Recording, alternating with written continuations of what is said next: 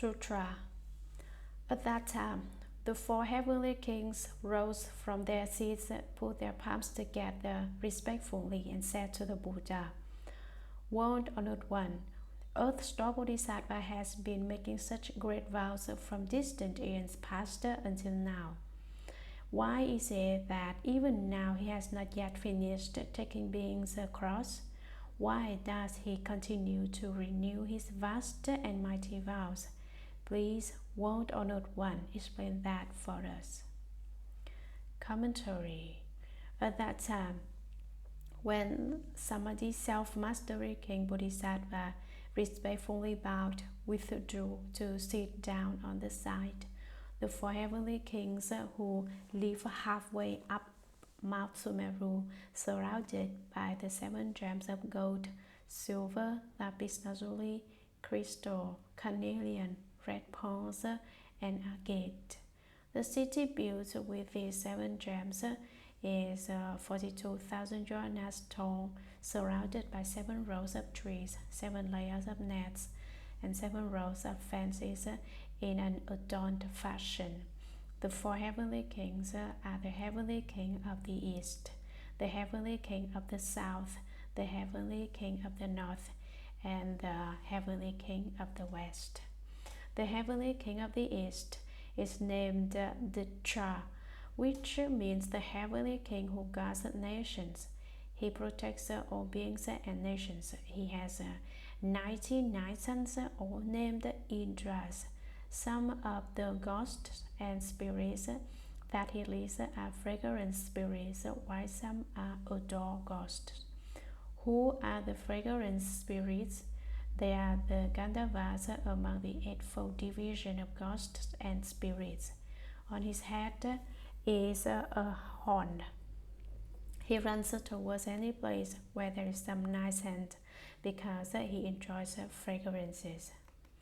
The Jade Emperor is King Indra, who burns a type of chandana incense so that when Gandharvas arrive, the Jade Emperor will order him to make music. Since the Jade Emperor is still in the 6 desire heavens and not yet left the state of the 5 sense objects, so he makes Gandharva play music for him. These music spirits of the Jade Emperor are also fragrance spirits. The heavenly king who upholds nations also leads other ghosts that have a stench about them. They are called Putanas, who are also in the Shuragama Mantra. His capability or spiritual power is to release a stench so that he smells it everywhere he is. The southern heavenly king's Sanskrit name is Vidaka, which means growth. He makes living beings' good roots grow. He also has 99 sons, all named Indras. Each of these 4 great heavenly kings has 99 sons, all of whom are named Indras. All 396 of them are by the same name. Heavenly King Growth of the South also command most ghosts and spirits, among which there is a type called distant ghosts and another type called nearby ghosts. What are distant ghosts? They stay far away from people. What are nearby ghosts? They enjoy being people's ancestors and go to families to become their ancestors. What are distant ghosts called?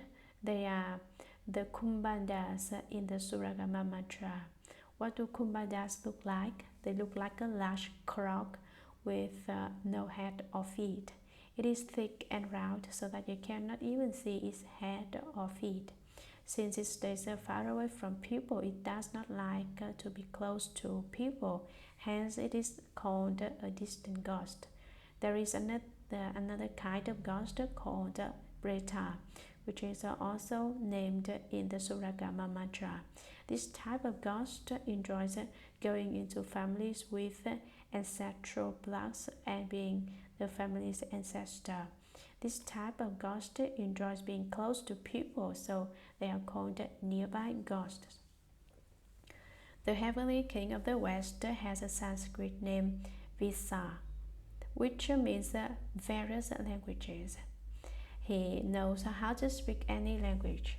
He also has a title called Vasai's Heavenly King. He also leads some ghosts. Which ones? They are pisacas that eat essences. They are also insanity ghosts because they make people insane. This type of ghost is people's essences where intercourse occurs. They go to those places to eat this kind of impurities. If pisasa ghosts make people sick, then people do not know anything but have to stay in an insane asylum. Actually, victims of these ghosts will not be cured easily of this illness, even if they were to stay at an insane asylum. The Heavenly King of the West also leads venomous dragons. You are shot with its poison as soon as it looks at you. You are shot with its poison as soon as you hear its sounds. You are shot with its poison if you have any contact with it, and you are shot with its poison as soon as you smell it. The Heavenly King of the West leads these two types of ghosts and spirits. He is in charge of these two. The Heavenly King of the North is the leader among the four Heavenly Kings. The other three Heavenly Kings must obey his command. The Heavenly King of the North also governs ghosts and spirits. Which ghosts? He is in charge of Yaksha ghosts and Rakshasa ghosts. There are many types of Yakshas. Some walk on land, some travel in air, and some are in the sky. Yakshas are also called speedy ghosts, which means that they run real fast, which is about the same as the speed of light. Hence, their name speedy ghosts. Rakshasa ghosts are scary ghosts that are very evil. The four Heavenly Kings govern these ghosts and spirits of the world. They go to the Heavenly King of the North for meetings. The Heavenly King of the North is called Vaina, which means the Heavenly King of erudition. Since he knows many things, the other three Heavenly Kings must listen to his orders. They will do what he tells them to do. Now, these four Heavenly Kings rose from their seats originally. Everyone was listening to the Earth Sutra together. Now they all get up from their seats. They put their palms together respectfully and said to the Buddha, "World Honored One, Earth Bodhisattva has been making such great vows as described above from distant years past until now. Why is it that even now he has not yet finished taking beings across? Why does he continue to renew his vast and mighty vows? Please, World Honored One, explain that for those of us in this assembly." Sutra.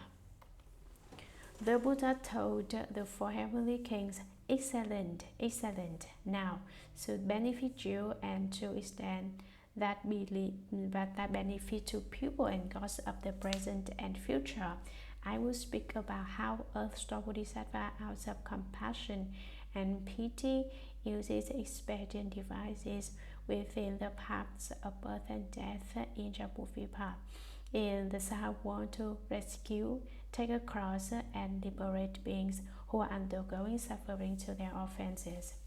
The four Heavenly Kings replied, "Please, World Honored One, we would like to hear about his work."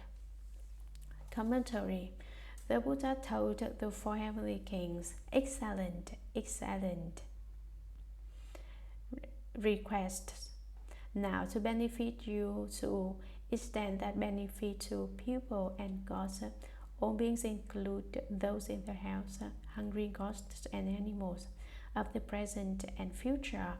I, Shakyamuni Buddha, will speak about how Earth Bodhisattva, out of compassion and pity, uses expedient devices within the paths of birth and death in the 6 paths of transmigration in Jambudvipa in the South world, to rescue, take across, and liberate all beings who are undergoing suffering for their offenses.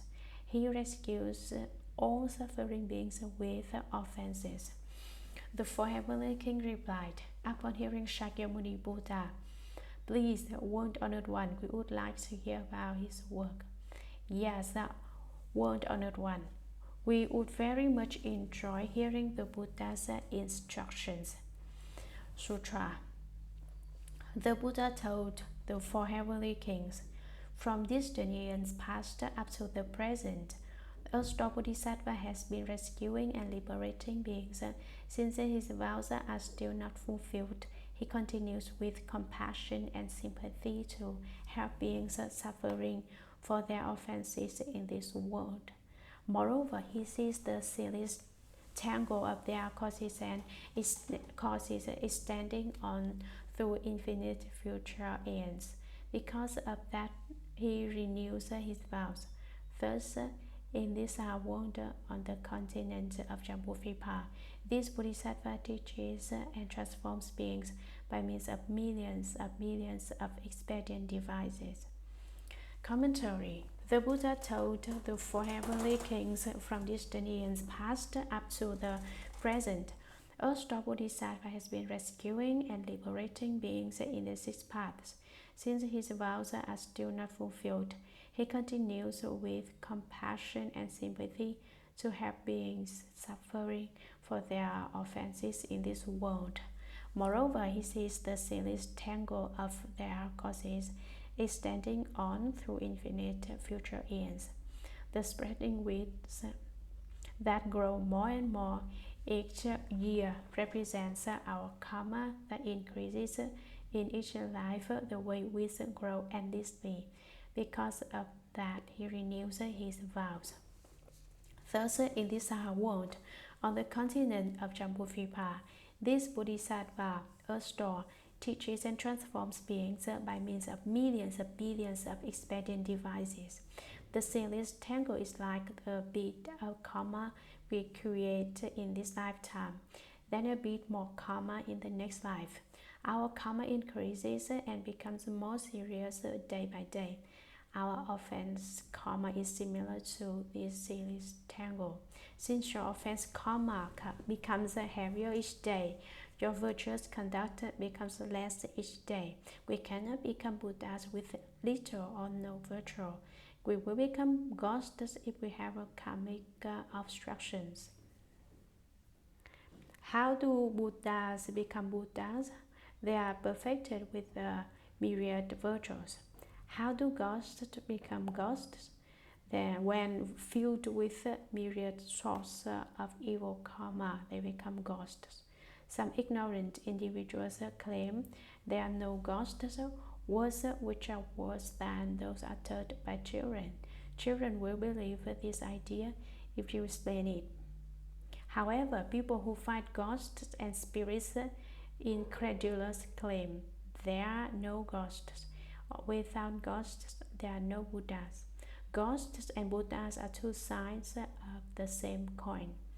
Turn it over and it is the Buddha. Let alone and it is a ghost. Let it alone and it is a ghost. People are between being turned and not turned. Were we average, we would just be people. Were our evil karma more serious, we would become ghosts. Nothing here is to be doubted. Sutra. Oh, four heavenly kings to kill us. A Bodhisattva says that short lifespans will be the retribution. So robbers. He says that poverty and acute suffering will be the retribution to those who indulge in improper sex. He says that rebirth as pigeons or as the mandarin drakes or ducks will be the retribution. To those who use a harsh speech, he says that quarreling families will be the retribution. Commentary. The Buddha called out, "Oh, four heavenly kings, were he to encounter would-be killers." A Bodhisattva says to them that short lifespans will be the retribution. He explains that those who enjoy killing in this lifetime and will experience many illness or short lives in future lives. How come their lives will be short? Having taken lives in the past so that the victims live a short life. Consequently, the lives of killers will be short. To robbers and thieves, a strong Bodhisattva says that poverty and acute suffering will be the retribution. What does robbing and stealing mean? Stealing means taking without letting anyone see. Robbing means taking someone else's belongings without their knowing. When a strong Bodhisattva encounters people who like to steal and rob things, what does he say to them? He talks about the retribution of poverty and acute suffering. He explains that if you steal people's valuables now so that they become poor, then you will also become poor in future lives. See all those poor people who do not have anything to eat or wear because they experience retribution from stealing other people's goods or money in past lives. This is the reason why people are poor now. The more you steal, the poorer you become. The more you're afraid of having nothing, the more likely you will have nothing. A strong Bodhisattva tells these people about the retribution of poverty and acute suffering. Poverty is one of the worst miseries. So those who indulge in improper sex, he says that rebirth as pigeons or as a mandarin drakes or ducks will be the retribution. If he were to meet people who enjoy sexual misconduct, which refers to wrong and contemporary pleasures between non-official couples, not between those officially married couples, although it would be best to reduce sexual activity between official married couples too. Do not think that one can be casual and that the act is not an offense if it is without one's official partner. Sexual activity deludes people.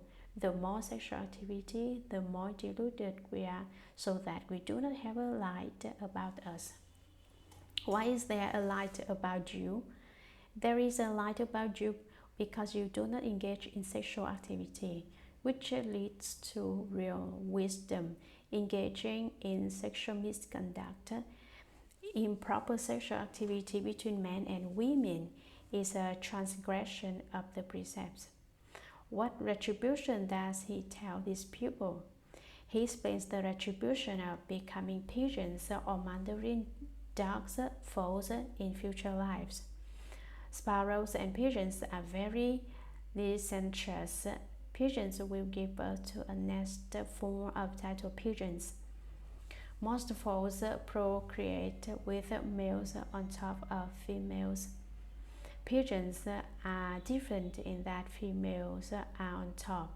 They are so licentious that they give birth to a nest full of little pigeons.